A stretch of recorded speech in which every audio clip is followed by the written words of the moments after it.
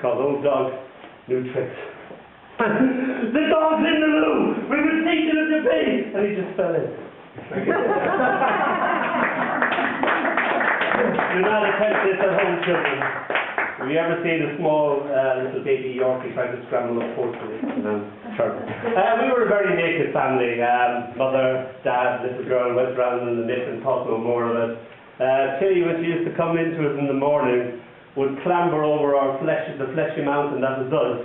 And in order to get into the valley that lay between us, she would stand on my wife's left breast or my left testicle. I don't know, Mary, if you've ever had the testicles trodden upon, but it's not a very it's not a very nice experience. And you wake up! That's the thing. That's got nothing to do with this. This is another morning when Tilly is going to come in at 4 o'clock and waking us up, and we've been to a cocktail party, darling. We were a bit too much worse for her. So it's called I Feel Pretty, oh so pretty. I wake, covered in glorious glitter, smelling strongly of PVA glue, sticking to my cheek, verbally hung over, and covered in blue, orange, yellow, red feathers.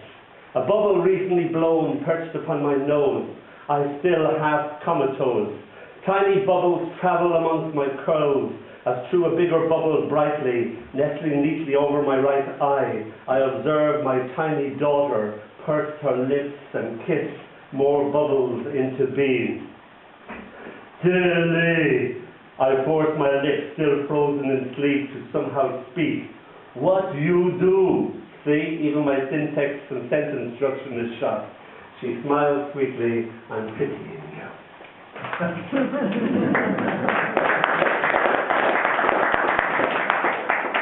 One last pity poem. This is called Learning to Shave. She presses the nozzle timidly, then squeals as the whipped cream comes stuttering out. She plasters it all over her face in one big braid Santa Claus beard.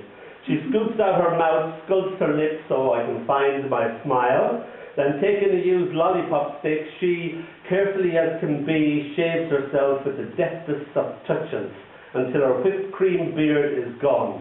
There, that's done. Now I'm just like you. My reflection in the misting mirror cracks up, and damn and double damn, I put myself laughing.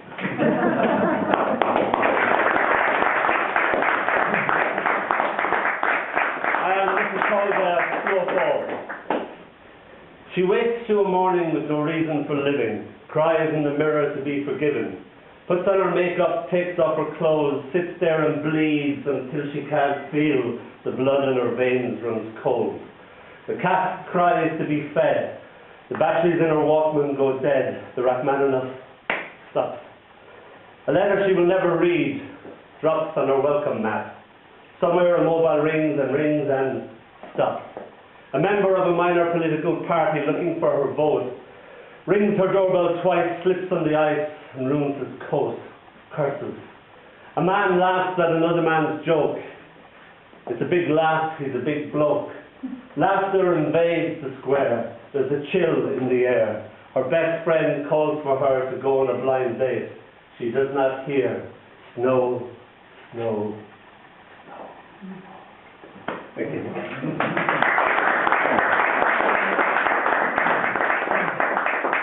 One of the surprising things about somebody committing suicide is the anger one feels towards the person that you supposedly love. This great anger that they're deprived of a future with them.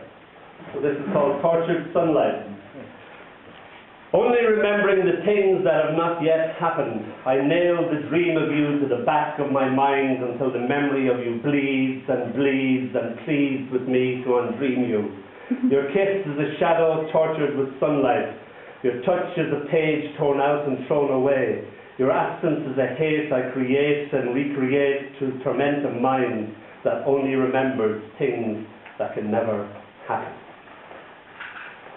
And for the day that, the week that's been passed with Sandy, this is called So Much for the Weather Forecast.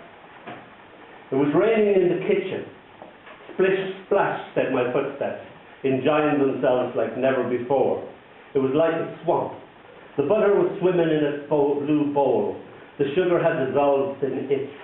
The bread was sodden and was busy losing a lot of its breadiness. Little pieces of shit lazily floated from the cat's litter.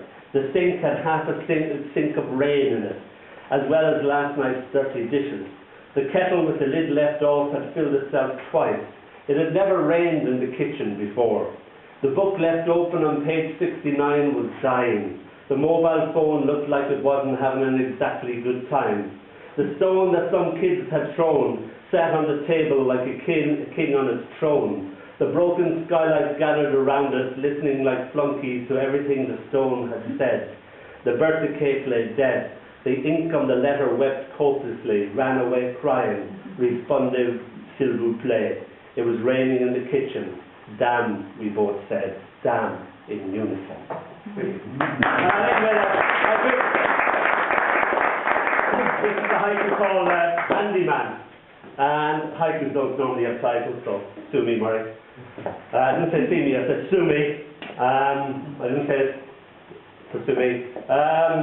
Also, they don't have audience participation. So it's only 17 syllables, but I only want participation for the first 2 syllables. Can you do that? Yeah. All right. Okay, it's called Handyman. I said the first syllables, 2 syllables. You answer them back, yeah?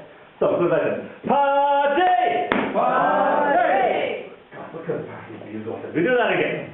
Party! Party! And your boo pops out, and I pop it back. I'm handy like that.